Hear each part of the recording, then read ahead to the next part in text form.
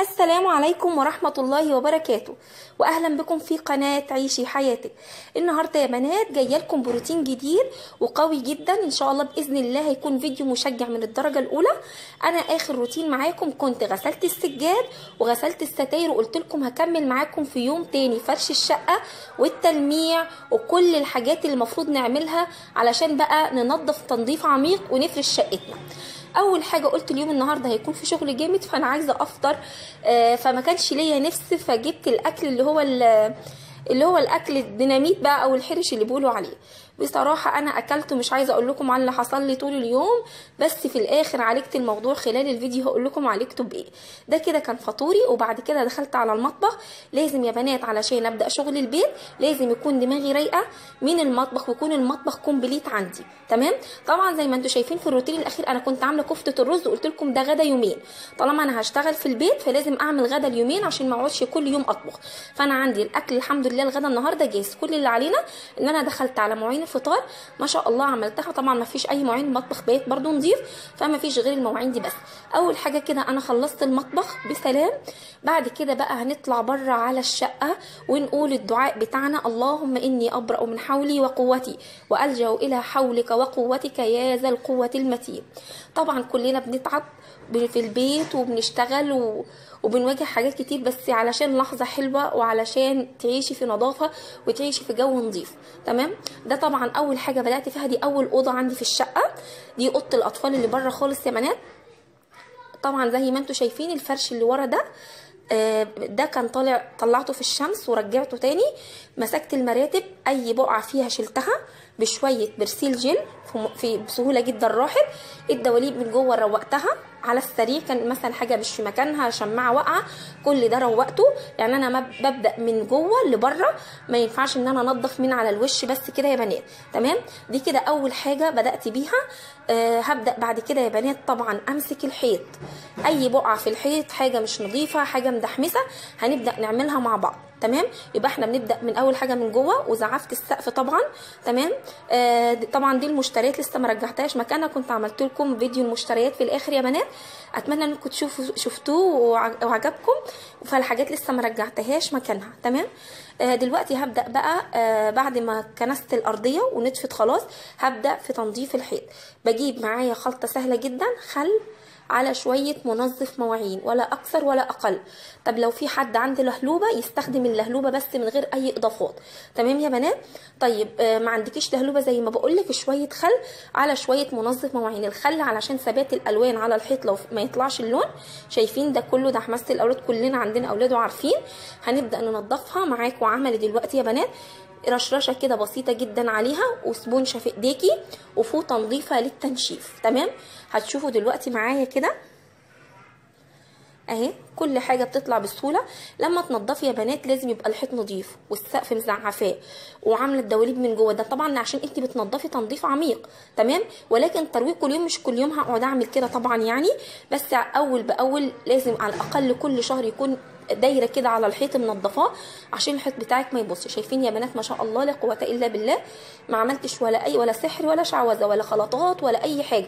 شويه خل على شويه فري او منظف مواعين عندك، وبالبخاخه وترشرشي على الحيط والسبونشه، وبعد كده تنشفي بفوطه نظيفه، ولا غرقتي ارضيه ولا عملتي اي حاجه، وخلطه بمنتهى السهوله. طبعا النهارده البخاخه دي ملكه الفيديو معايا النهارده، هستخدمها في حاجات كتير جدا مع اختلاف الحاجات اللي جوه البخاخه نفسها تمام يا بنات. بعد كده بقى ايه، طلعتي على البلكونه، الشيش ده اتغسل واتنضف واتنشف. اول حاجه نفضته من التراب، وطبعا البلكونه زي ما انتم شايفين برضو اتمسحت واتنضفت. ما ينفعش ان انا حد يطلع البلكونه مثلا يجيب لي تراب فيها على الشقه بعد ما نضفتها، بنضف بره برضو. جيت بقى على مسح الارضيات. طبعا يا بنات انا بديكوا الاوضه اللي عملته فيها ده نموذج للي عملته في كل الشقه تمام. طبعا اكس لارج غني عن التعريف، اللي بستخدمه في كل فيديوهاتي. صراحه تحفه، بيخلي ريحه الشقه زي الربيع، واسمه زهور الربيع، وهو فعلا زهور الربيع فعلا يا بنات تمام. في منه بالخوخ وفي منه بزهور الربيع وفي منه تقريبا بحاجه تانية صنوبر او حاجه زي كده. طبعا طلعت على الصاله. طبعا الجزمه دي برضو اتعاد صياغتها من جوه واتنضفت واترتبت، تمام، علشان يبقى انت عامله الدواخل والخوارج وكل حاجه عندك نظيفه في البيت. دورت طبعا على حيط الشقه كله، على البيبان، على الشبابيك، اي حاجه متدحمسه، اي حاجه عملتها. طبعا الاكس لارج التاني كان خلصان عندي، فجبت بريحه الخوخ اهو يا بنات. في الاول فعملت الاوضه التانيه كان اللي هو زهور الربيع، ده ريحه الخوخ. طبعا بقى الميه بقى والصيف بدا يطلع بقى والبلبطه اللي احنا عارفينها. انا ما بستريحش نفسيا يا بنات غير لما بمسح الشقه بالميه.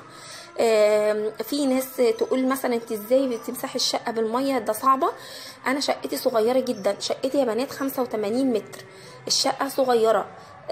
يعني ممكن انا لو عندي شقه واسعه ممكن ما اقدرش ان انا امسحها دايما واستخدم الشرشوبه، لكن انا لان انا بحب استخدام الميه دايما وبحس انها بتنظف كويس جدا افضل من اي حاجه تاني. يعني صراحه الشرشوبه بحس ان ممكن تنظف بعد ما بمسح، يعني مثلا ممكن الاسبوع اللي انا مسحه فيه البيت بميه ماشي اوكي، ممكن ان انا امسك الشرشوبه ولمع بعدها. ولكن مثلا لما تبقى البيت زي كده يا بنات عايز تنظيف لازم ميه صراحه. ده كده البيت خلاص اتنضف، مش عايزه اطول عليكم في الكلام، انا عايزه اشجعكم بالفيديو ده يا بنات. اوضه الاطفال اتفرشت زي ما انتم شايفين، بقت كومبليت ما شاء الله ما شاء الله لا قوه الا بالله. الاحساس بتاع النظافه بيعوضك عن اي تعب انت شفتيه. بعد كده ببدا بقى مرحله تلميع الازاز قبل ما افرش السجاد، لان وانتي بترشرشي كده بيقع من البخاخه ميه على الارض تحت المكان اللي انت بتلمعيه، فبروح ماسكاه برده في الاخر وشرشوبه او حاجه ومنشفه تحت الازاز. وطبعا الخشب بتاع الاوضه كله اتلمع، ده نموذج للي حصل في الشقه كلها يا بنات. دلوقتي هفرش السجاده، لقد هرمنا من اجل هذه اللحظه، لحظه الفرش بقى ومعطر الجو بقى والحاجات اللي بتحسسك فعلا ان انت نظفتي البيت. عايزاكم تعيشوا معايا جو النظافه، وكل واحده تتشجع وتقوم تشوف بيتها قبل دخله الصيف كده والربيع، عشان كده البيت يتنفس بعد الشتاء بقى وبعد اللي احنا كنا عايشين في البيت الشتوي ده. واللايك الله يرضى عليكم يا بنات، ما تنسوش اللايك الله يرضيكم ويرضى عليكم. ده كده المعطر الجو. طلعت بره لمعت برضو كل حاجه في الصاله دي الجزامه، ما بحطش عليها حاجه يا بنات لان اولادي يعني انا لو خايفه ان هم يكركبوا، فعلشان مش كل شويه يحطوا حاجه في ايديهم عليها فانا بسيبها لهم فاضيه كده. ممكن احط عليها اللابتوب بس وقت ما بشغل سوره البقره الصبح، ودي من الحاجات الاساسيه اللي لازم اعملها في يومي. اول ما بصحى لازم اشغل سوره البقره في البيت. ده مكتبه التلفزيون. طبعا كل الحاجات بقى في ايدك حاجه ملهاش لازمه وليها لازمه، كل الدنيا بتتحط هنا. لو عندك مكتبه بتحسي انك بتحطي كل حاجه في ايديكي فيها، ادويه على حاجات، ده كله بقى هيتفرز. وابدا احط الحاجات الاساسيه بس اللي بتتحط عندي في المكتبه، وهلمع الخشب كله واظبطه تمام. وكده تمام ما شاء الله، كل حاجه رجعت مكانها زي ما احنا شايفين. اتمنى يا بنات ان انتوا تكونوا بتتشجعوا معايا بالروتينات بتاعتي، وما تنسوش من فضلكم تكتبوا لي في التعليقات اذا كان الروتين بيعجبكم وبيشجعكم فعلا وبتستفادوا منه ولا لا. هكون سعيده جدا بتعليقاتكم اللي بسمعها منكم. جبت بقى مرحله الستاير. صراحه انا الستاير دي تقيله على قلبي قوي يا بنات، ان انا اركب الستاير بتضايقني جدا، والحمد لله مش انا اللي ركبتها، زوجي اللي ركبها لي. جبت السجاد فرشته. مرحله بقى خلاص بقى الحاجات اللي اتغسلت كلها امبارح، ده السجاد اللي انا غسلته نشف، لان انا برضو الجو يعتبر حر شويه تمام، لان الجو يعتبر حر شويه فهو نشف على طول ما شاء الله لا قوه الا بالله. تمام كده السجاد اتفرش والركنه اتفرشت، اللي هو البيضات دي طبعا كنت غسلاها كلها. باقي كده يا بنات تعليق الستاره بتاعه الصاله، هعلقها او بمعنى اصح زوجي اللي هيعلقها، لان انا كنت خلاص بقى ارهقت جدا ومش قادره، ولدرجه ان انا قلت خلاص انا هسيبها لبكره، فربنا يبارك لي فيه ويجازيه خير يا رب. هو قال انا هعملها لك، فركب لي الستاره. انا ممكن حتى لو انا مش مرهقه ما بحبش تركيب الستاير عامه، يعني اللي زي يبقى يكتب لي في التعليقات. كده تمام. طبعا مش هنسى اوريكم المطبخ بتاعي بايت عامل ازاي. يلا بقى المعطر.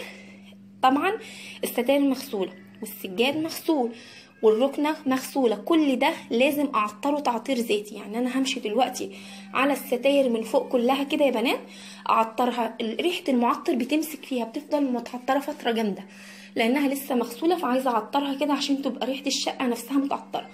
والسجاده لقد هرمنا من اجل هذه اللحظه، بقيت اقول كده امبارح والله وانا بفرش، بقيت اقول كده.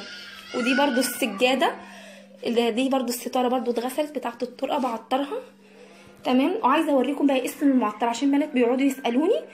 ده يا بنات اسمه روعه، في اسماء كتيره منه، ولكن هو بريحه ايه؟ بريحه اسمها كريزي لاف. صراحه تحفه تحفه.